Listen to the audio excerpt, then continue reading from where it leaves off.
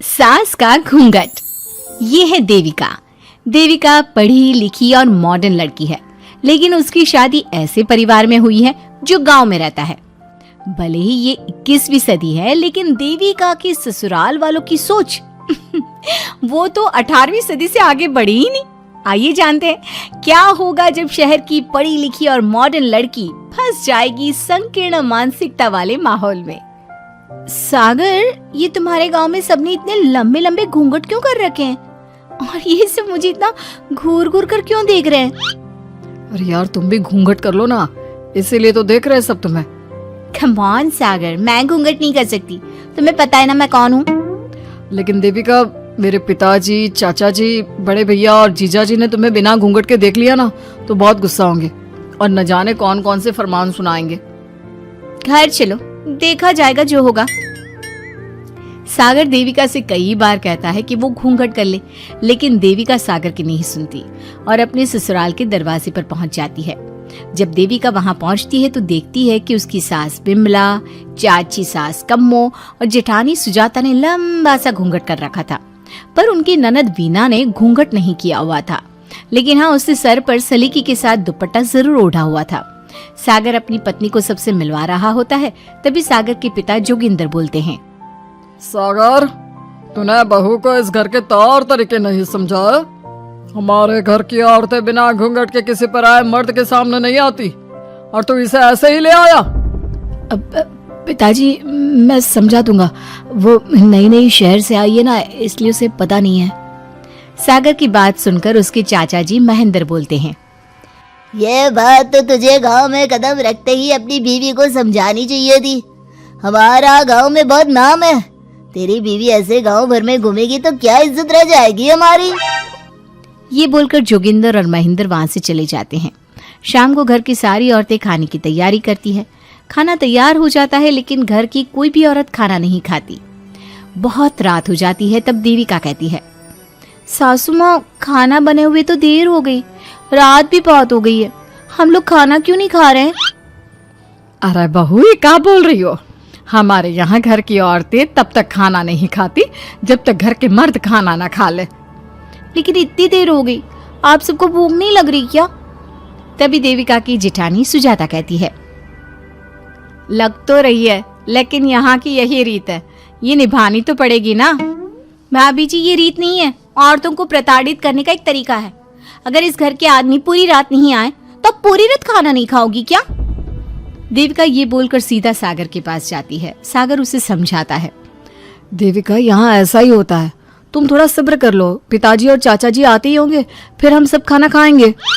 सागर देविका को समझा ही रहा था, तभी देविका की ननद वीना आकर कहती है, सागर, खाना खाने आ जाओ, पिताजी और चाचा जी आ गए हैं। चलो देविका, तुम्हारा इंतजार खत्म हुआ। सागर खाने के लिए बैठ जाता है। जब सब खाना खाने बैठते हैं तो देविका भी बैठ जाती है। सागर धीरे से उसे कहता है, अरे देविका, ये क्या कर रही हो? तुम इस तरह हमारे साथ खाना नहीं खा सकती। मगर क्यों सागर, मुझे भूख लगी है, सब लोग खा रहे हैं तो मैं क्यों नहीं खा सकती? ये हमारे घर का नियम है, पहले घर के आदमी खाते हैं और बाद में औरतें। लेकिन सागर, हमारे घर में तो ऐसा कोई नियम नहीं है।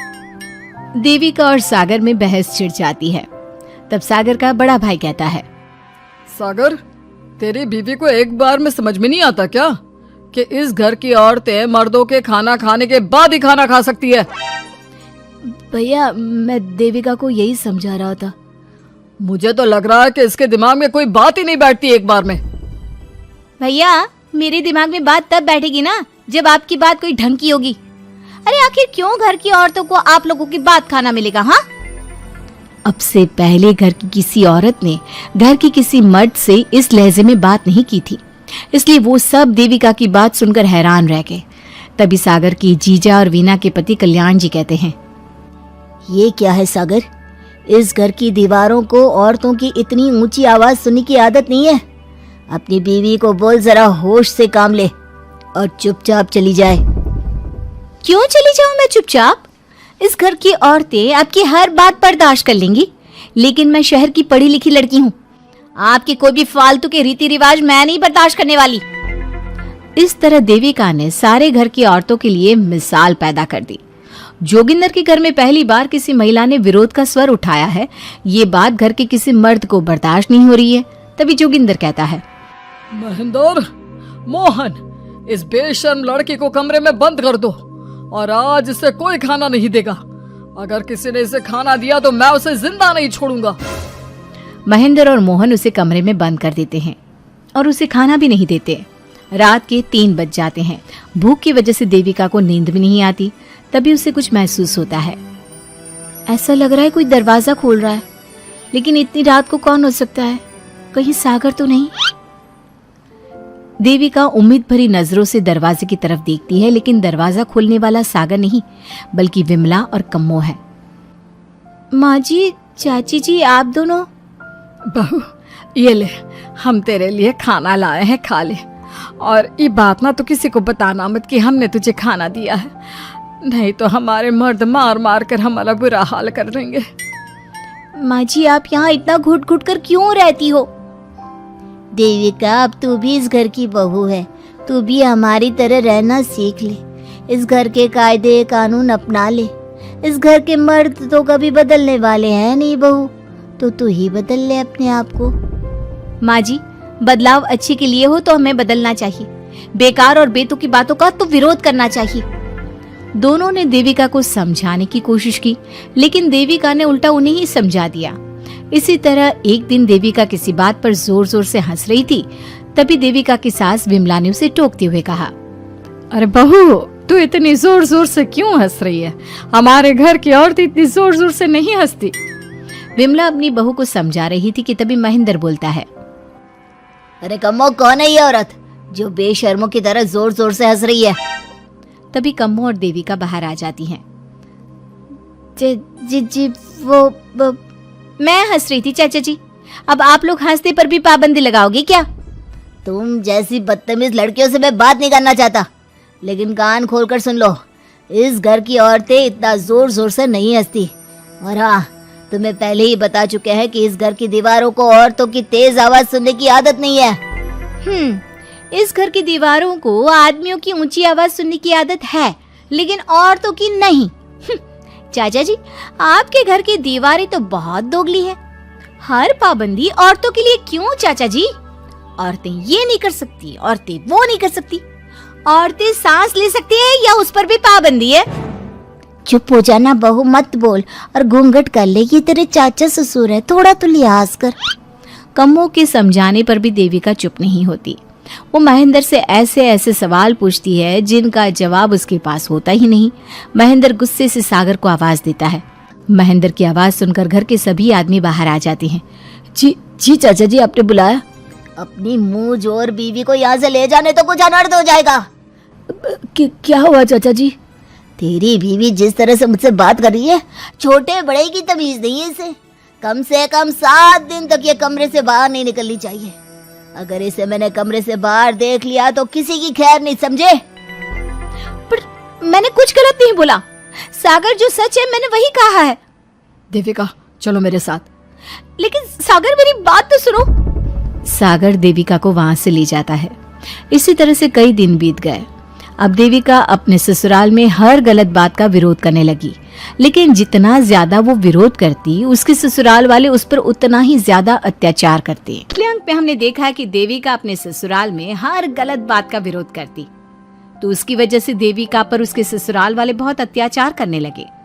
एक दिन देविका ने सचिन से कहा, सचिन, मैं तुम्हारे घर में नहीं रह सकती, तुम मुझे आज ही मेरे घर शहर भेज दो, मैं अपने मम्मी पापा के पास रहूंगी। क्यों देविका, तुम शहर क्यों जाना चाहती हो? यहाँ तुम्हें किस बात की परेशानी है? किस बात की परेशानी नहीं है सचिन, तुम्हारे घर के आदमी औरतों के साथ जानवरों जैसा व्यवहार करते हैं। मैं ऐसे माहौल में नहीं रह सकती। देखो देविका, तुम्हें यहीं रहना होगा। तुम्हारी शादी मुझसे हो गई है, अब मैं तुम्हारा पति हूँ और यही तुम्हारा घर है। अच्छा, तो तुम्हें याद है कि मैं तुम्हारी पत्नी हूँ? जब तुम्हारे पिताजी और चाचा जी मुझे एक हफ्ते के लिए कमरे में बंद कर देते हैं, तब तुम्हें क्यों याद नहीं आता कि जो औरत कमरे में बंद है वो तुम्हारी पत्नी है? जब तुम्हारे जीजाजी और भाई मुझसे बदतमीजी से बात करते हैं, मुझे खाने के लिए कुछ नहीं देते, तब भी तुम्हें याद नहीं आता कि मैं तुम्हारी पत्नी हूँ? देखो देविका, तुम बेकार की बातें मत करो। तुम यहाँ ढंग से रहोगी, सबकी बात मानोगी तो कोई तुम्हें कुछ नहीं कहेगा। इस तरह जानवर की तरह रहना, ढंग से रहना है तो सॉरी सचिन, मैं नहीं रह सकती। मैं आज ही अपने घर जाऊंगी। ये बोलकर देविका अपना सामान पैक कर लेती है और घर से जाने लगती है। सचिन भी उसके पीछे पीछे चलता है और उसे समझाने की कोशिश करता है। जब ये सब जोगिंदर ने देखा तो बोल पड़ा, बहू यह सब क्या हो रहा है? कहाँ जा रही हो? सचिन बताओ अपने पिताजी को कि कहाँ जा रही हूँ मैं। तुम्हें शर्म नहीं आती अपने पति का नाम लेते हुए? मैं अपने पति का नाम ले रही हूँ, इसमें आपको क्या परेशानी है? आपका नाम तो नहीं ले रही हूँ ना। देविका, ये किस तरह से बात कर रही हो तुम पिताजी से? जिस तरह से करनी चाहिए उस तरह से कर रही हूँ बात। इससे अच्छी तरह से मैं तुम्हारे घर के किसी भी आदमी से बात नहीं कर सकती। तीनों की बात सुनकर घर के बाकी लोग भी वहां आ जाते हैं। तभी जोगिंदर कहता है, हमारे घर की औरतें अपने मर्दों का नाम नहीं लेती। तुम्हारे शहर में होता होगा, लेकिन हमारे यहाँ पर ऐसा कुछ नहीं होता। बहू, सचिन तुम्हारा पति है, तुम उसका नाम मत लिया करो। तुम अपने पति का नाम लेने की जगह ए जी, ओ जी, सुनो जी कहा करो। पति ना परमेश्वर होता है। तो परमेश्वर का तो हम नाम लेते हैं। क्यों माँ जी, क्या आप अपने इष्ट देव का नाम नहीं लेती? माँ जी, ये सब इन पुरुषों के बनाए तौर तरीके हैं, औरतों को दबाने के लिए। ये बेशर्म लड़की ऐसा नहीं सुधरेगी। ये हमारे घर की औरतों को भड़का रही है। सचिन, तुम इसे चुप कराओगे या फिर मैं करूं? नहीं नहीं पिताजी, मैं अभी समझा देता हूँ। चलो देविका अंदर। और कितना तमाशा बनाओगी मेरा? सचिन, मैं अंदर नहीं बाहर जाऊंगी। अब मैं यहाँ नहीं रह सकती। देविका की बात सुनकर महेंद्र कहता है, भाई साहब, ये लड़की इस घर से और गांव से बाहर ना जानी चाहिए, नहीं तो हमारे घर और गांव की औरतें भी ऐसी ही हरकतें करेंगी। वो भी मर्दों के खिलाफ बगावत करेंगी। और मैं भी देखती हूँ कि मुझे घर से बाहर जाने से कौन रोकता है। बहू, इनसे बहस करने का कोई फायदा नहीं। तुम अंदर चलो। इस गांव के मर्दों के अंदर बहुत अहंकार भरा हुआ है। देविका किसी की बात नहीं सुनती और अपना सामान उठाकर घर से बाहर जाने लगती है। तभी वहां मोहन और कल्याण आते हैं। कल्याण देविका के हाथ में से उसका सूटकेस छीन लेता है और मोहन देविका को जोरदार थप्पड़ मारता है। देविका का सर दीवार में लगता है और वो बेहोश हो जाती है। देविका, देविका तुम ठीक तो हो? भैया, आपकी हिम्मत कैसे हुई मेरी पत्नी पर हाथ उठाने की? सचिन, तुम जल्दी से देविका भाभी को अंदर कमरे में ले जाओ। मैं अभी वैद्य जी को लेकर आती हूँ।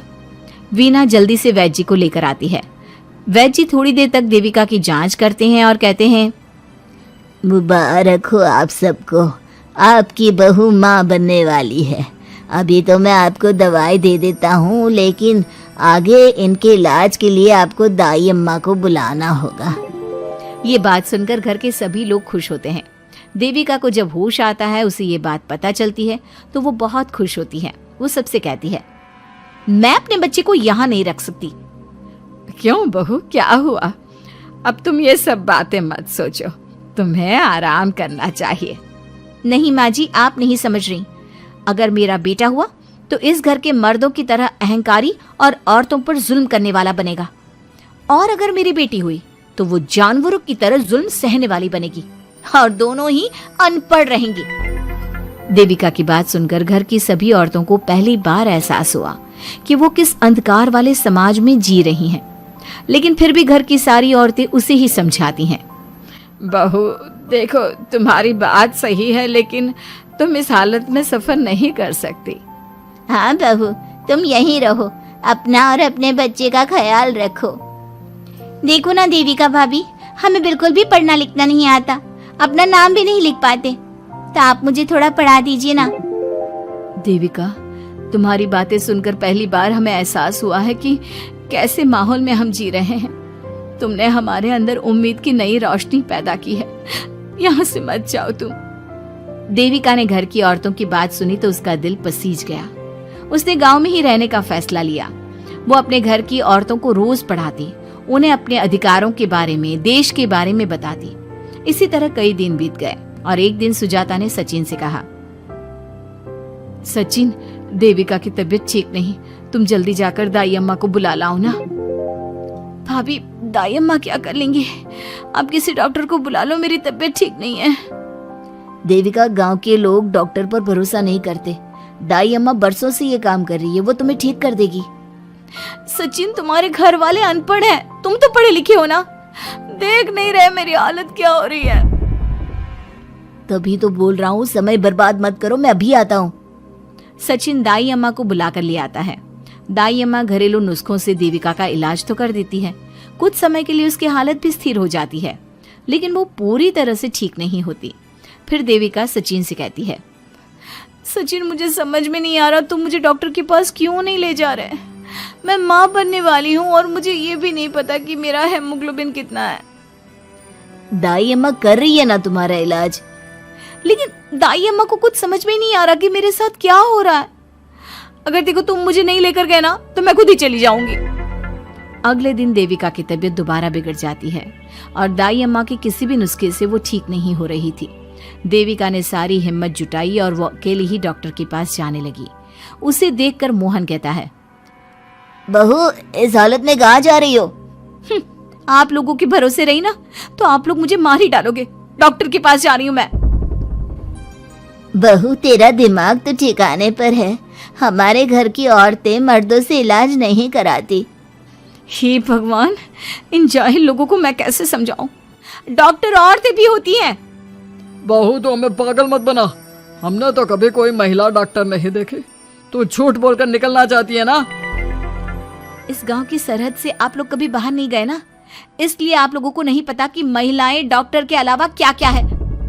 ए लड़की, तुझसे तमीज से बात कर रहे हैं तो तू ज्यादा हवा में मत उड़। बोला ना एक बार, चल अंदर जा। चाचा जी, मैं अंदर नहीं जाऊंगी, डॉक्टर के पास जाऊंगी। मेरा इलाज सिर्फ डॉक्टर ही कर सकता है। ये बोलकर देविका घर से निकल रही थी कि तभी जोगिंदर ने उसे कमरे में ले जाकर बेड पर जोर से धक्का दे दिया, जिसकी वजह से देविका के पेट में चोट लग गई और वो दर्द की वजह से जोर जोर से चिल्लाने लगी। ये देखकर घर की सारी औरतें देविका को संभालने लगी। देविका, हिम्मत रखो, सब ठीक हो जाएगा। देविका भाभी, आप ठीक हो ना? माँ, कुछ करिए ना, भाभी की तबीयत बहुत खराब हो रही है। लेकिन मैं क्या कर सकती हूँ? भाभी, कुछ तो करो, कहीं बहू को कुछ हो ना जाए। उधर जोगिंदर मेन गेट पर बड़ा सा ताला लगा देता है और कहता है, आज के बाद इस घर से कोई भी औरत बाहर नहीं निकलेगी। देविका का बच्चा भी इसी घर में होगा, ये जिंदा रहे या मर जाए। जोगिंदर की बात सुनकर सभी औरतें बाहर आती हैं। जब विमला को इस बात का एहसास हो जाता है कि जोगिंदर देविका को डॉक्टर के पास किसी कीमत पर नहीं जाने देगा, तब विमला पहली बार अपना घूंघट उठाकर तेज आवाज में कहती है, मैं भी देखती हूँ देविका को डॉक्टर के पास जाने से कौन रोकता है। आज देविका डॉक्टर के पास जाकर रहेगी। देविका की सास का घूंघट आखिरकार उतर ही गया। घर के आदमियों ने पहली बार विमला का ये रूप देखा था और उसकी तेज आवाज पहली बार सुनी थी। तक हमने देखा कि देविका की हालत बहुत नाजुक है, लेकिन घर के आदमी उसे डॉक्टर के पास नहीं जाने दे रहे और जोगिंदर ने घर के मेन गेट पर बहुत बड़ा ताला लगा दिया है। लेकिन देविका की सास विमला पहली बार घूंघट उठाकर समाज के बनाए नियम का उल्लंघन करती है और देविका की जान बचाने की कोशिश में जुट जाती है। मैं भी देखती हूँ मेरी बहू को डॉक्टर के पास जाने से कौन रोकता है। देखो सचिन के बापू, दरवाजे की चाबी दे दो मुझे। तुम्हारा दिमाग ठिकाने पर है? पहले सर पर पल्लू रखो और अंदर जाओ। आज तक मैंने आपका हर गलत फैसला सर झुकाकर स्वीकार कर लिया, लेकिन आज मैं आपकी एक बात नहीं सुनूंगी। मुझे मेरी बहू की किसी भी कीमत पर जान बचानी है। मुझे चाबी दे दीजिए। पिताजी, माँ ठीक बोल रही है, चाबी दे दीजिए ना, नहीं तो देविका नहीं बचेगी। देविका मरती है तो मर जाए, लेकिन यह दरवाजा नहीं खुलेगा। तुम सारी औरतों को इस देविका नाम की बीमारी ने पागल कर दिया है और इस बीमारी का अच्छी तरह से इलाज करना आता है मुझे। वीना बेटी, सुजाता बहू, जाओ अंदर से देविका को लेकर आओ। विमला ये बोलकर अपने पति के हाथ से चाबी छीन लेती है। तभी महेंद्र विमला का हाथ पकड़कर चाबी विमला से छीन लेता है। भाभी, घर के मर्दों से टक्कर लेकर आप अच्छा नहीं कर रही हो, ये इस घर के संस्कार नहीं है। महेंद्र की बात सुनकर कम्मू अपने पति के हाथ से चाबी छीनकर कहती है, इस घर के संस्कार क्या है हम अच्छी तरह से जान गए हैं। आज इस घर का दरवाज़ा खुलकर रहेगा और देविका डॉक्टर के पास जाकर रहेगी। भाभी ये लो दरवाज़ा खोलो। विमला ताला खोल देती है। तभी वीना और सुजाता देविका को लेकर आ जाती हैं। घर की सारी औरतें देविका को लेकर घर से जा रही होती है कि तभी सुजाता का पति मोहन उससे कहता है, सुजाता, तुम देविका को लेकर इस घर से निकल तो रही हो, लेकिन याद रखना, अगर तुमने एक कदम भी बाहर निकाला तो वापस इस घर में मत आना। मैं देविका के साथ अस्पताल भी जाऊंगी और वापस इस घर में भी आऊंगी। देखती हूँ कौन रोकता है मुझे। देखता हूँ कैसे इस घर के अंदर कदम रखती हो और कौन तुम्हारी मदद करता है।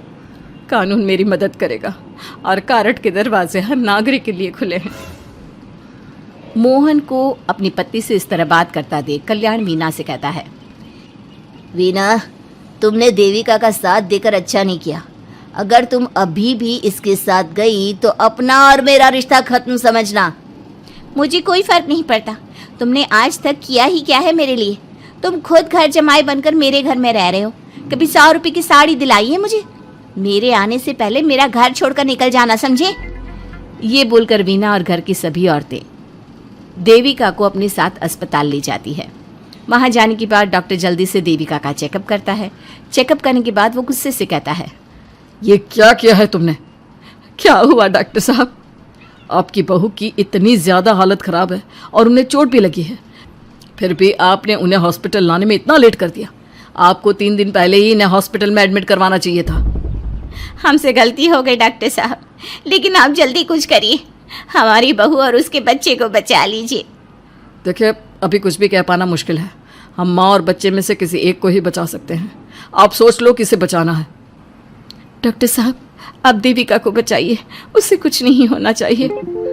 देखिए, हमें देविका का ऑपरेशन करना पड़ेगा। आप इनके पति को बुलाइए, हमें कुछ पेपर पर साइन करवाने हैं। डॉक्टर की बात सुनकर सभी औरतें सोच में पड़ जाती हैं। तभी वीना कहती है, डॉक्टर साहब, इनके पति नहीं आ सकते। ये इनकी सास है विमला देवी, आप इनसे साइन करवा लीजिए। लेकिन पेशेंट की हालत इतनी नाजुक है, इनके पति है कहाँ? वो अपने आदमी होने का धर्म निभा रहा है। पति धर्म के बारे में उसे कुछ नहीं पता। डॉक्टर साहब, वो नहीं आएगा। क्या क्या करना है आप मुझे बताइए। थोड़ी देर बाद डॉक्टर देविका का ऑपरेशन शुरू कर देते हैं। जब वो ऑपरेशन थिएटर से बाहर आते हैं तो कहते हैं, आप लोगों की किस्मत अच्छी है, देविका भी सुरक्षित है और उसका बच्चा भी। डॉक्टर, बेटा हुआ है या बेटी? बेटा हुआ है। सब लोग बहुत खुश होते हैं। कुछ दिन तक देविका उसी हॉस्पिटल में रहती है और उसके ससुराल की औरतों ने उसका बहुत ध्यान भी रखा। अब देविका कुछ हद तक ठीक हो गई। डॉक्टर ने देविका को घर जाने की इजाज़त दे दी, लेकिन सभी सोच में पड़ गए। हम भाभी को घर ले तो जाएं, लेकिन माँ, आपको घर का माहौल पता है ना। देविका भाभी अभी पूरी तरह से ठीक नहीं हुई। भाभी वहाँ आराम नहीं कर पाएंगी और पता नहीं घर के सारे आदमी हमारे साथ क्या करेंगे। माँ, क्या हम डॉक्टर से बात करके देविका को थोड़े दिन और यहाँ नहीं रख सकते? जब वो पूरी तरह से ठीक हो जाएगी तो उसे यहाँ से ले जाएंगे। ये बात सुनकर विमला सोच में पड़ जाती है। तभी कम्मो कहती है, तुम दोनों ठीक कह रही हो, मैं अभी डॉक्टर से बात कर लेती हूँ। कम्मो डॉक्टर से बात कर लेती है और देविका कुछ दिन में बिल्कुल ठीक हो जाती है। देविका अपने बच्चे को गोद में लिए बाकी औरतों के साथ अपने ससुराल जाती है, लेकिन घर के सभी आदमी उन्हें दरवाजे पर ही रोक देते हैं। खबरदार, तुम में से कोई भी औरत अगर घर के भीतर घुसी, अगर तुम घर में कदम रखोगी तो घर अपवित्र हो जाएगा। घर हमारे कदम रखने से अपवित्र नहीं होगा, बल्कि आपकी गंदी सोच की वजह से घर क्या, अरे पूरा समाज अपवित्र हो रहा है। सुजाता, मैंने मना किया था ना घर से बाहर जाने के लिए। अब एक काम कर, जैसे यहाँ आई है वैसे ही यहाँ से सीधा अपने मायके लौट जा। क्यों जी, क्यों चली जाऊँ मैं अपने मायके? मैं जब तक चाहूँ यहाँ रह सकती हूँ। अगर आपने मुझे इस घर में आने से रोका तो मैं आपकी पुलिस में शिकायत कर दूंगी। वीना, इन सब की तरह तुम्हारा भी दिमाग खराब हो गया है। अब मैं तुम्हें बिल्कुल बर्दाश्त नहीं करूँगा। तुम्हें ऐसी सज़ा दूंगा कि तुम याद रखोगी। सजा बाद में देना, पहले मेरे घर से बाहर निकलो। खुद पूरी जिंदगी में एक घर नहीं खरीद पाए और मुझे सबक सिखाने की बात बोल रहे हो। देखो वीना, तुम इस घर की बेटी ज़रूर हो, लेकिन कल्याण इस घर में ही रहेगा। उसने बहुत कुछ किया है इस घर के लिए, लेकिन तुम अब यहाँ नहीं रह सकती। क्यों नहीं रह सकती? इस घर पर मेरा उतना ही हक है जितना सचिन का। देश के कानून ने मुझे ये हक दिया है। अगर मैं चाहूँ तो कोर्ट का सहारा लेकर इस जायदाद का आधा हिस्सा ले सकती हूँ। और हाँ कल्याण, तुमसे तलाक भी ले सकती हूँ। वीना, देविका के साथ रह रहकर तुम्हारा दिमाग भी खराब हो गया है। और कम्मो, मैंने तुमसे कितना मना किया, घर से बाहर मत जाओ, देविका की मदद मत करो, लेकिन तुमने मेरी एक नहीं सुनी। अब तुम इस घर से और मेरी जिंदगी से चली जाओ। ये कदम उठाकर तुमने बिल्कुल अच्छा नहीं किया। ये कदम तो मुझे उस समय उठाना चाहिए था जब मैं माँ बनने वाली थी। आपके झूठे अहंकार और गलत नियमों की वजह से मैंने अपने 2 बच्चे खो दिए। अगर उस समय मैं दाई अम्मा से इलाज ना कराती और हॉस्पिटल चली जाती तो सचिन के बराबर मेरे भी 2 बेटे होते। सभी पति इस बात पर अड़े हुए थे कि वो अपनी अपनी पत्नियों को घर के अंदर नहीं आने देंगे। देविका बहुत देर तक सबकी बातें सुनती रही। फिर उसने अपने पति से कहा, सचिन, तुम्हारे घर के आदमियों की बात तो मैंने सुन ली, अब तुम बताओ तुम्हारा क्या फैसला है? देविका, मुझे माफ कर दो, मैं तुम्हारे लिए कुछ नहीं कर सकता, मैं मजबूर हूँ। मुझे पता था सचिन, तुम्हारा यही जवाब होगा। मुझे अपने आप पर हैरानी है कि मैंने बिना रीढ़ की हड्डी वाले आदमी से प्यार ही क्यों किया, शादी क्यों की। अब मैं आप सबसे बस आखिरी बार पूछ रही हूँ, तुम हमें अंदर आने दे रहे हो या नहीं, या मैं पुलिस को फोन करूँ? देविका, आज तक हमारे गांव में पुलिस ने कभी कदम नहीं रखा और तू हमारे घर के दरवाजे पर पुलिस को लेकर आएगी? तेरी हिम्मत कैसे हुई ये बात करने की?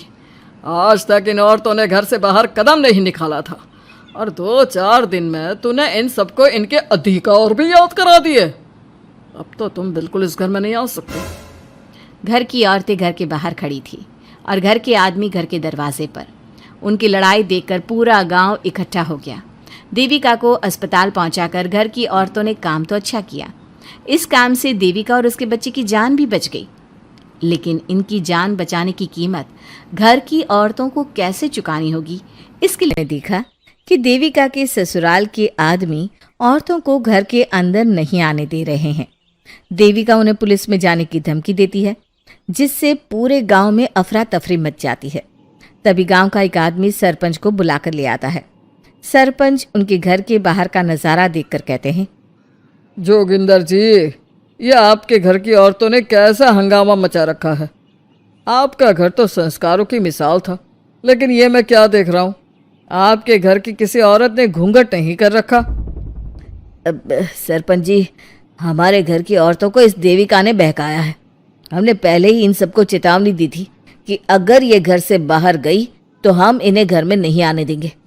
अब ये देविका हमें धमकी दे रही है कि पुलिस को बुलाएगी। क्या पुलिस? इस गांव का बरसों पुराना इतिहास रहा है। इस गांव में कभी पुलिस नहीं आई। गांव के सभी फैसले हमने मिलजुल कर किए हैं। जोगिंदर, तुम्हारे घर का फैसला पंचायत करेगी। सरपंच जी, आपने ठीक कहा। पंचायत दोनों तरफ की बातें सुने और जो भी फैसला पंचायत करेगी वो हमें मंजूर होगा। तो ठीक है, आज दोपहर को सभी गांव की चौपाल पर इकट्ठा होंगे और वहीं तुम्हारे घर का फैसला होगा।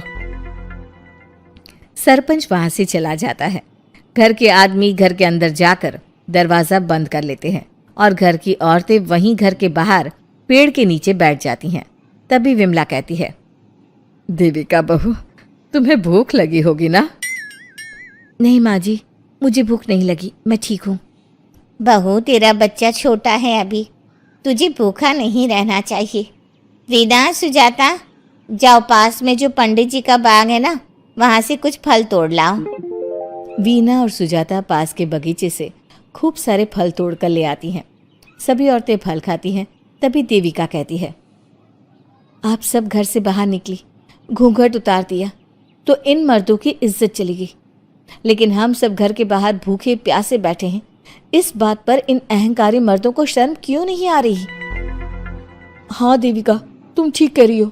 अगर हम मर भी जाए ना, तब भी इन मर्दों के लिए इनके बनाए गए नियम कानून ही अहम रहेंगे, हम नहीं। सुजाता भाभी, मुझे तो सबसे ज़्यादा सचिन पर गुस्सा आ रहा है। उसने मुझसे लव मैरिज की थी, क्या क्या वादे किए थे कि मेरा साथ कभी नहीं छोड़ेगा, और आज उसने मेरा साथ छोड़ दिया। अपने बच्चे को एक बार भी नहीं देखा उसने। देविका, वो शुरू से ही ना डरपोक रहा है, लेकिन इन सारी बातों को छोड़ो। मुझे तो इस बात की चिंता हो रही है कि पंचायत में न जाने क्या फैसला होगा। पता नहीं वो इंसाफ करेंगे भी या नहीं। वीना दीदी, आपको अभी भी पंचायत से इंसाफ मिलने की उम्मीद है? अगर इस गांव की पंचायत में सच में इंसाफ करने की भावना होती तो सरपंच जी अभी हमें घर के अंदर जाने देते। देखा नहीं कितना जहर उगल कर गए हैं हमारे खिलाफ। तो बहू, अब हम क्या करेंगे? पंचायत तो हमारे खिलाफ ही फैसला सुनाएगी। पहले तो हम अपनी सारी बातें रखेंगे। अगर ये लोग नहीं माने तो आपको वही करना होगा जो मैं कहूँगी। लेकिन एक बात आप याद रखना, किसी भी सूरत में हम झुकेंगे नहीं, क्योंकि हम सही हैं। देविका सभी औरतों को समझा रही थी, तभी वहाँ एक गांव वाला आता है। आप सभी को पंचायत में बुलाया है। उस गांव वाले की बात सुनकर सभी औरतें पंचायत में पहुंचती हैं। वो देखती हैं कि उस पंचायत में सारा गांव इकट्ठा हो गया है। बहुत सारी औरतें लंबे लंबे घूंघट करके वहां आई हुई हैं। तभी पंचायत की कार्यवाही शुरू की गई और घर के आदमियों से पूछा गया कि वो घर की औरतों को घर में क्यों नहीं रखना चाहते। हमारे घर की औरतें ना तो घूंघट उतारती है और ना ही किसी डॉक्टर से इलाज करवाती है, और हमारे मना करने के बाद भी इन सब ने घर से बाहर कदम रखा, हमसे ऊंची आवाज में बात की। हमने इन सबको चेतावनी भी दी, लेकिन इन्होंने हमारी बात नहीं सुनी। अब ये सभी औरतें हमारे घर में नहीं रह सकती। अब औरतें अपना पक्ष रखें। ये कानून की किस किताब में लिखा है कि औरतों को घूंघट करना चाहिए? और अगर मेरे ससुराल की औरतें मुझे डॉक्टर के पास ना लेकर जाती तो ना मेरा बच्चा जिंदा बचता और ना ही मैं। लेकिन दाई अम्मा से हम इलाज करवा रहे थे ना। दाई अम्मा को कुछ समझ में नहीं आ रहा था। देविका का इलाज दाई अम्मा के बस की बात नहीं थी। काफी देर तक दोनों पक्षों में बहस चलती रही। दोनों एक दूसरे पर आरोप प्रत्यारोप लगाते रहे, लेकिन दोनों पक्षों की बात सुनने के बाद पंचायत ने जो फैसला लिया उसके लिए तो देविका पहले से ही तैयार थी। दोनों पक्षों की बात सुनने के बाद पंचायत ने यह फैसला किया है कि सारी गलती महिलाओं की है। अगर वो अपने अपने पतियों से माफ़ी मांग लेती है और वादा करती है कि भविष्य में कभी ऐसी गलती नहीं दोहराएंगी, तो वो घर के अंदर प्रवेश कर सकती हैं। हमें पंचायत का फैसला मंजूर नहीं है। हमने कोई गलती नहीं की जो हम माफी मांगे। और किस बात का वादा करें हम?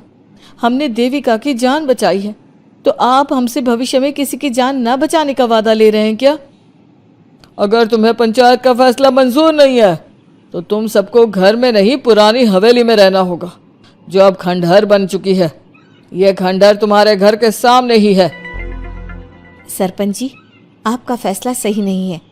एक बार और सोच लीजिए इस फैसले के बारे में।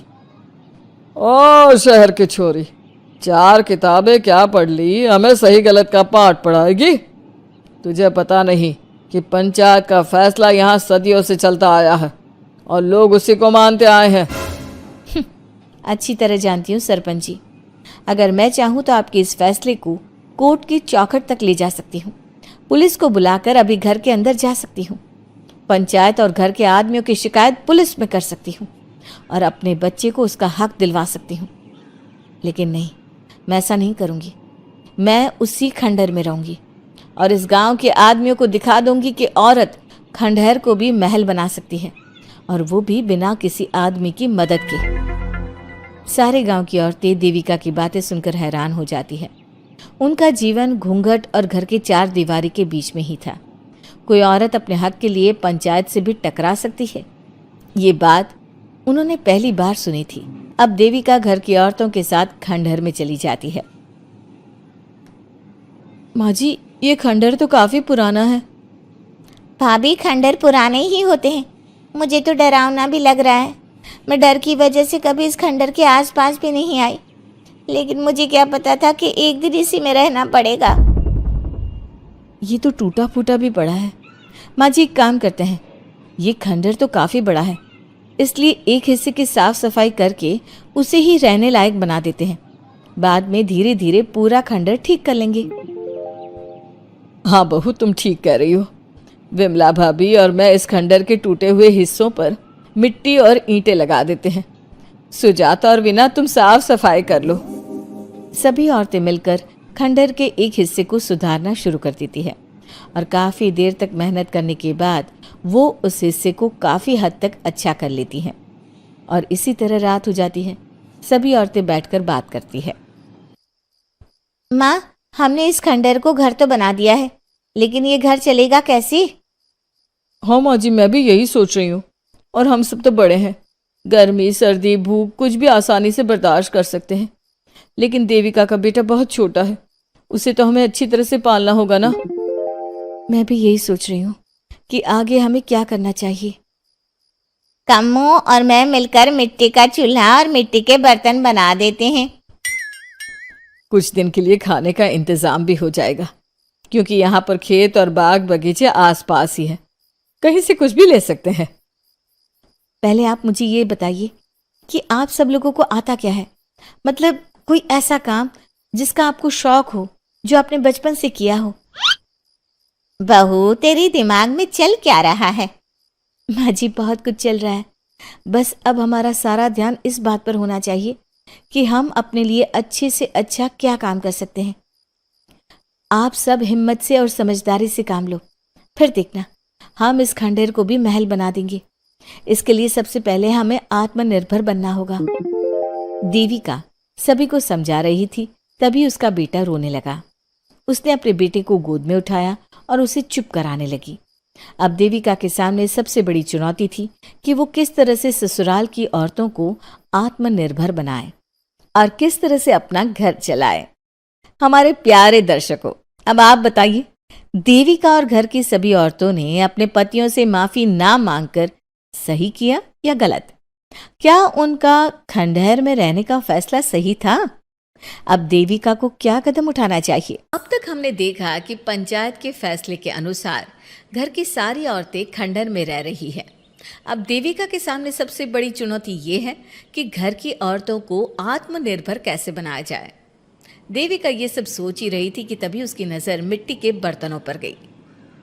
अरे, ये इतने सुंदर सुंदर मिट्टी के बर्तन किसने बनाए हैं? ये बर्तन तो माँ जी और चाची जी ने बनाए हैं। अरे वाह, इतने सुंदर बर्तन तो मैंने आज तक नहीं देखे। माँ जी, चाची जी, आपने ये कहाँ से सीखा? अरे बहू, ये तो हम बचपन से बनाते आ रहे हैं। ये स्टील, पीतल और कांच के बर्तन तो अब चले हैं, पहले तो मिट्टी के बर्तन में ही लोग खाना खाते थे। ठीक है, तो हम दोबारा से मिट्टी के बर्तनों में लोगों को खाना खाना सिखाएंगे। वीना दीदी और सुजाता भाभी, आप दोनों बताओ, आप दोनों को क्या क्या आता है? मुझे तो खाना अच्छा बनाना आता है, बस खाना बनाने के अलावा मैंने कभी कुछ किया ही नहीं। और वीना दीदी, आप बताओ, आपको क्या क्या आता है? पता नहीं, मैंने बचपन से यही सुना है कि लड़कियों को ये नहीं करना चाहिए, लड़कियों को वो नहीं करना चाहिए, इसलिए मैंने कभी कुछ किया ही नहीं। देविका, वीना को सिलाई, कढ़ाई और बुनाई बहुत अच्छी आती है। हाँ, आती तो है, लेकिन बहुत अच्छी नहीं। बहुत अच्छी भी आ जाएगी। अब देविका और बाकी सभी औरतें गांव में सबके घर जाती हैं और गांव की सभी औरतों से मिलकर कहती हैं, भाभी जी, अगर आपको अपने या अपने घर वालों के लिए कपड़े सिलवाने हो तो आप मुझसे ही सिलवाना। बहन जी, मिट्टी का चूल्हा, बर्तन या मटका बनवाना हो तो मुझसे ही बनवाना। मैं और विमला दीदी आपके घर के सारे बर्तन बना देंगे। भाभी, आप कभी किसी काम में व्यस्त हो और खाना ना बना पाओ ना, तो आप मुझे बता देना, मैं आपके घर के लिए खाना बना दूंगी। वो क्या है ना, आप तो सारा दिन खेतों में काम करती हो और कभी कभी खाना भी नहीं बना पाती होंगी, इसलिए। इस तरह घर की औरतें जी जान से अपने अपने कामों में लग जाती है। धीरे धीरे उनका काम बढ़ जाता है और वो अपने खंडहर को ठीक करने में लग जाती हैं। वहीं दूसरी ओर घर के सारे आदमी घर का काम संभाल नहीं पा रहे थे। अरे भाई कल्याण, चाय तो पिला दे, जमाना हो गया अच्छी चाय पिए हुए। आप बिना घर के दामाद से क्या क्या काम करवाते हैं? अभी लाता हूँ चाय। कल्याण, तुम दामाद नहीं बेटे हो, इसलिए इस घर के सुख दुख, घर के काम और बाहर के कामों में तुम्हारा सहयोग तो होना ही चाहिए ना। इतने में कल्याण चाय बनाकर ले आता है। जैसे ही सचिन चाय पीता है तो उसके मुंह से चाय निकल जाती है। जीजा जी, ये क्या बनाया है? इतनी कड़वी चाय? इससे अच्छा तो करेले का जूस होता है। देख सचिन भाई, मैं तो ऐसी ही चाय बनाता हूँ, पीनी है तो पी, नहीं पीनी है तो अपने आप बना ले। मैं खाना बनाने जा रहा हूँ और अकेला नहीं बना सकता, आप में से कोई मेरी मदद करो। सचिन मेरी चाय की बुराई कर रहे थे ना, तुम जाओ अब खाना बनाओ। सचिन और मोहन दोनों खाना बनाने में लग जाते हैं। मोहन भिंडी काटकर कढ़ाई में छोड़ देता है और उसमें पानी डाल देता है। आपने भिंडी में पानी क्यों डाला? शायद पानी नहीं डलता, पता नहीं, लेकिन माँ ने कभी भिंडी में पानी नहीं डाला था। लेकिन बिना पानी के भिंडी बनेगी कैसे? मतलब गलेगी कैसे?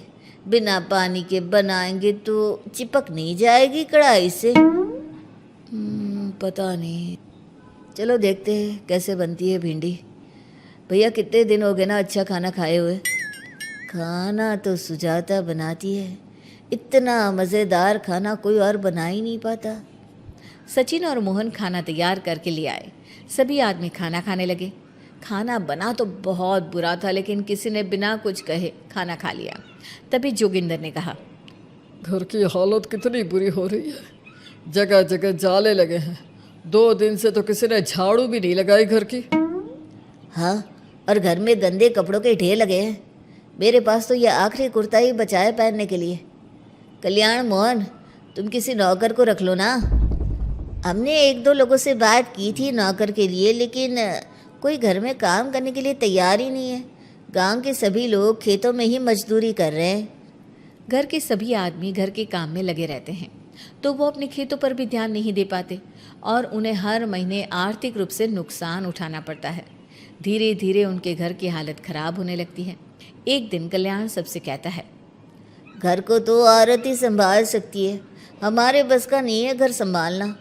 हमें किसी तरह से उस सब को वापस इस घर में लाना ही होगा। अरे कल्याण बेटा, पंचायत का फैसला था कि औरतें हमसे माफ़ी मांगे, लेकिन उन्होंने माफ़ी नहीं मांगी। अब हम उन्हें बुलाने गए तो उल्टा हमें ही अपनी अपनी पत्नियों से माफ़ी मांगनी पड़ेगी। हमें कोई ऐसा रास्ता निकालना होगा कि वो मजबूर हो जाए हमारे पास आने के लिए। बापू, उन सभी ने अपने अपने काम शुरू कर दिए हैं, क्यों ना हम सबके काम में नुकसान कर दे, इससे वो मजबूर हो जाएंगे हमारे पास आने के लिए। भैया, ये कैसी बात कर रहे हो? इससे वो मजबूर नहीं होंगी बल्कि और भी ज़्यादा गुस्सा हो जाएंगी। मैं तो बोल रहा हूँ शराफत से जाकर माफ़ी मांग लेते हैं। मुझे यकीन है कोई माफ़ करे ना करे, माँ तो ज़रूर हमें माफ़ कर देंगी। नहीं सचिन, अगर हमने माफ़ी मांगी तो ये सारी औरतें हमारे सर पर चढ़कर नाचेंगी। हमें इनके सामने छोटा नहीं होना है। मोहन, कल्याण, तुम दोनों आज से ही काम शुरू कर दो। बस फिर क्या था, घर के सभी आदमी लग गए काम पर। मोहन और कल्याण रात को खंडहर में पहुंचे और उन्होंने सारे मिट्टी के बर्तन तोड़ दिए। उसके बाद वीना ने जो कपड़े तैयार करके रखे थे वो सारे कपड़े उन्होंने फाड़ दिए। सुबह जब घर की औरतों ने ये सब देखा तो परेशान हो गई। अरे, ये सारे बर्तन किसने तोड़ दिए? माँ, किसी ने मेरे सिले हुए कपड़े ही फाड़ दिए। ये हरकत कौन कर सकता है? और कौन करेगा भाभी, ये सब उन आदमियों की हरकत है।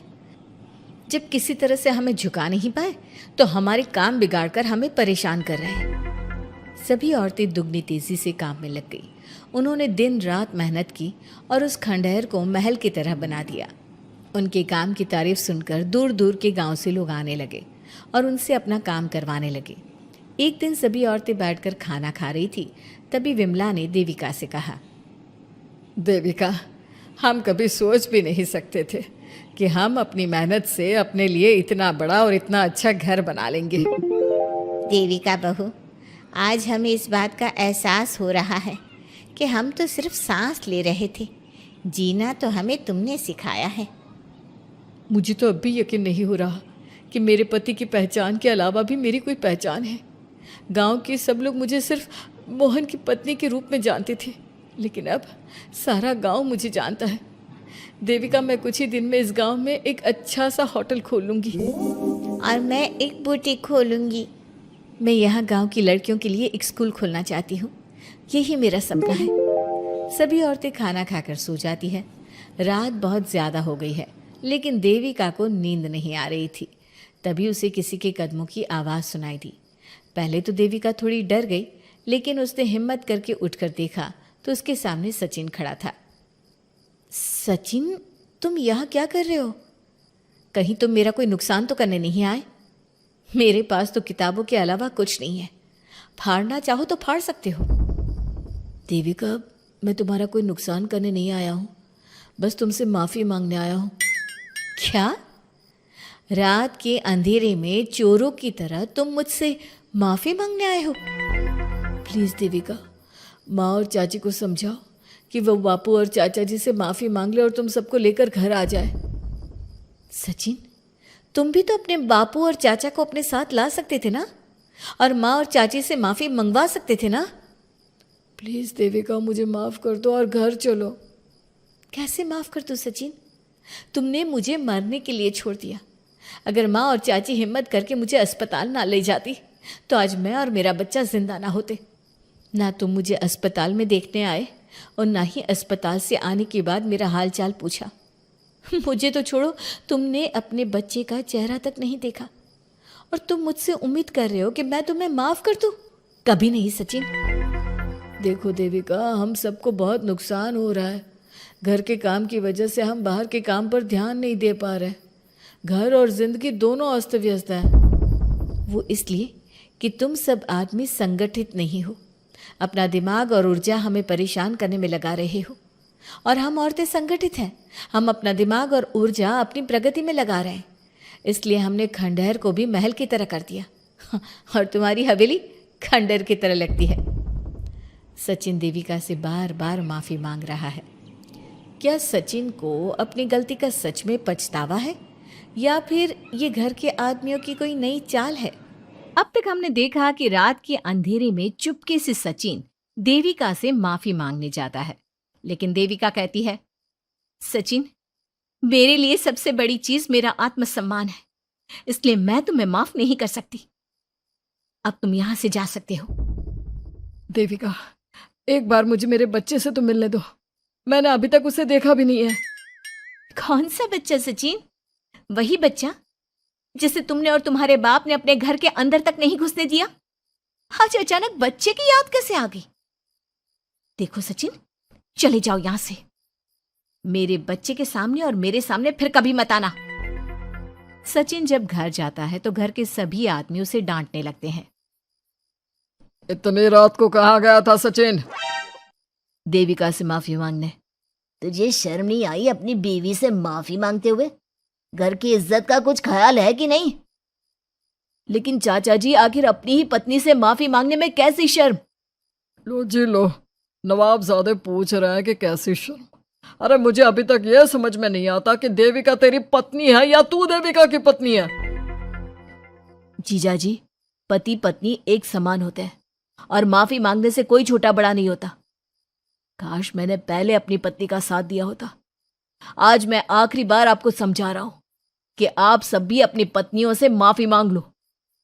देविका ने तो मुझे माफ नहीं किया, शायद माँ, चाची, भाभी और दीदी ही आप सबको माफ कर दे। सचिन सभी को समझाने की बहुत कोशिश करता है, लेकिन कोई भी उसकी बात नहीं सुनता। वहीं दूसरी ओर सुजाता के हाथ का बना खाना सारे गांव में फेमस हो गया था, तो उसने एक बहुत अच्छा सा होटल खोल दिया। देविका, मैं चाहती हूँ मेरे होटल की सबसे पहली ग्राहक तुम ही हो, क्योंकि तुम्हारी वजह से ही आज मैं अपना खुद का होटल खोल पाई हूँ। क्यों नहीं भाभी? लेकिन भाभी, आपको अब अपने होटल में ना सिर्फ इंडियन खाना बनाना है, बल्कि इटालियन, चाइनीज और फ्रेंच खाना भी बनाना होगा। सुजाता सभी औरतों को अपने होटल का खाना खिलाती है। खाना खाने के बाद कम्मो कहती है, अरे बहू, इतना अच्छा खाना तो मैं भी नहीं बना सकती। तू तो वो हो गई, क्या कहते हैं उसे? मास्टर शेफ चाची जी। हाँ, मास्टर शेफ। बहू, अब तेरा होटल चलेगा नहीं बल्कि दौड़ेगा। हाँ बहू, तूने सच में खाना बहुत स्वादिष्ट बनाया है। अब वीना बेटी तुझे क्या करना है? अपना बुटीक कब खोलेगी? माँ कल ही कर देती हूँ। दुकान और सिलाई मशीनों का सारा काम हो गया है और वर्कर भी आ जाएंगे। तो ठीक है फिर, अच्छे काम के लिए देर नहीं करनी चाहिए। देविका, मैं चाहती हूँ कि मेरी दुकान का इनॉग्रेशन तुम करो। आखिर तुम्हारी वजह से तो मेरा बुटीक खुल रहा है।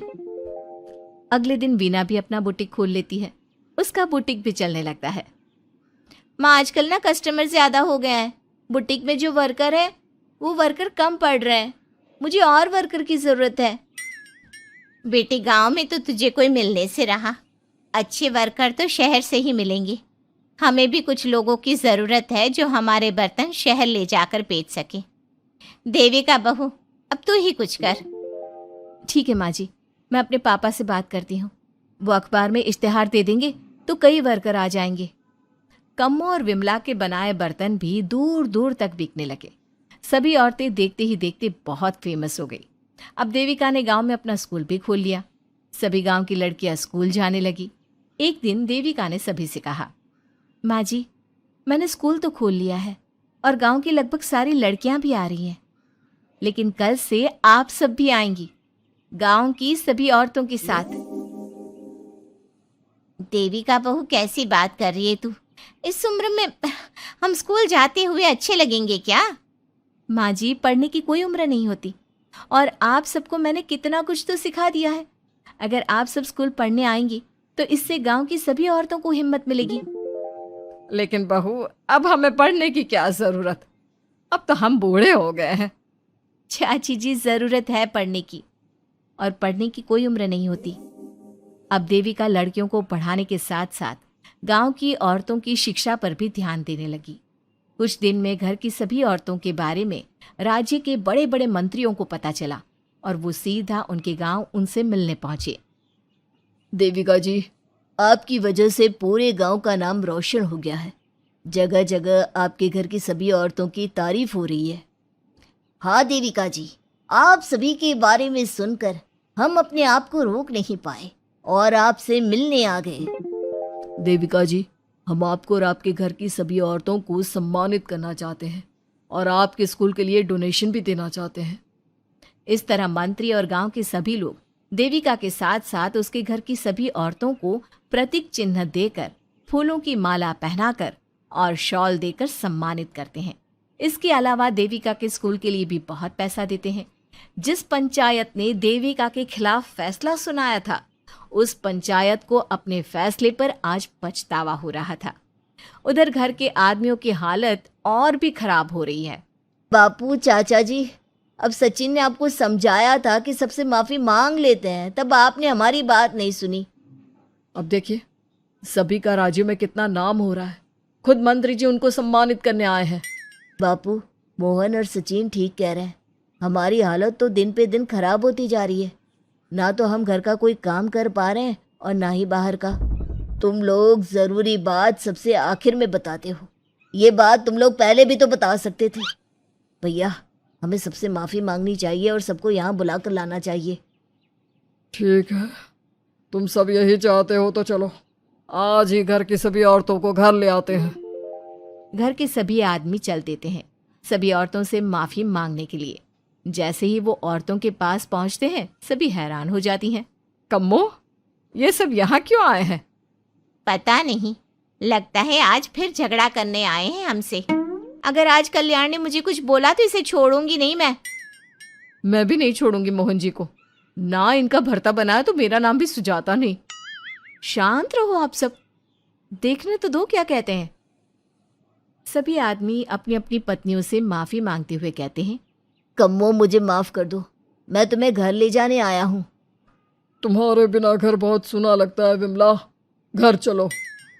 सुजाता, मैंने जो भी तुम्हारे साथ किया उसके लिए मैं बहुत शर्मिंदा हूँ। मुझे तुम्हारी और तुम्हारे हाथ के बने खाने की बहुत याद आती है। तुम मेरे साथ घर चलोगी ना? वीना, वो घर मेरा नहीं तुम्हारा है और मैं नहीं चाहता कि तुम मेरी वजह से अपना घर छोड़ दो। इसलिए अपने घर चलो और हम सबको माफ़ कर दो। अपने पतियों की इस तरह माफी मांगने से सभी औरतें अपने पतियों को माफ करके उनके साथ जाने को तैयार हो जाती हैं। लेकिन देविका घर आने से मना कर देती है। सभी औरतें उसे समझाती है। देविका बहू, अब घर जाने में क्या दिक्कत है? मांग तो ली सबने माफी। देख तो सचिन भी कितना शर्मिंदा है। हाँ बहू, हमारी लड़ाई तो यही थी कि ये हमसे माफ़ी मांग कर इज्जत के साथ घर ले जाए। अब घर चलने से तेरी शादी बच सकती है। चाची जी, मैं पहले भी बता चुकी हूँ, अब दोबारा से फिर कह रही हूँ, मेरे लिए शादी से बड़ा है आत्मसम्मान। आप लोगों की शादी आपकी मर्जी से नहीं हुई है, लेकिन मेरी शादी मेरी मर्जी से हुई है। इसलिए शायद आप लोगों को फ़र्क नहीं पड़ता कि आपके पति ने आपके साथ क्या किया, पर मुझे इस बात से बहुत फ़र्क पड़ता है कि मेरे पति ने मुझे अपने बराबर नहीं समझा, और इसलिए मैं उसे माफ़ नहीं कर सकती। देविका, मैं अपने बर्ताव के लिए बहुत शर्मिंदा हूँ। तो जिंदगी भर शर्मिंदा रहना। और हाँ, आप सब इनके साथ जाना चाहती हैं तो जाइए, लेकिन मेरी एक बात हमेशा याद रखिएगा, शादी सिर्फ एक रस्म होती है। इस रस्म में पति और पत्नी बराबर के हिस्सेदार होते हैं, ना कोई छोटा होता है और ना कोई बड़ा। इसलिए यदि आपका पति आपको सम्मान दे तो बदले में उसे सम्मान दो, नहीं तो वो जैसा करे आप भी वैसा ही करो। देविका सचिन के साथ नहीं जाती है और अपने बेटे के साथ वहीं रहने का फैसला करती है। अब वो न सिर्फ अपने गांव बल्कि हर जगह जाकर महिला शिक्षा और उनके अधिकारों का प्रचार करती है। हमारे प्यारे दर्शकों, हमें कमेंट करके जरूर बताएं कि देविका का ये फैसला आपको कैसा लगा और हमारी कहानी सास का घूंघट आपको कैसी लगी। इसी तरह की मजेदार कहानी सुनने के लिए हमारे चैनल को सब्सक्राइब जरूर करें।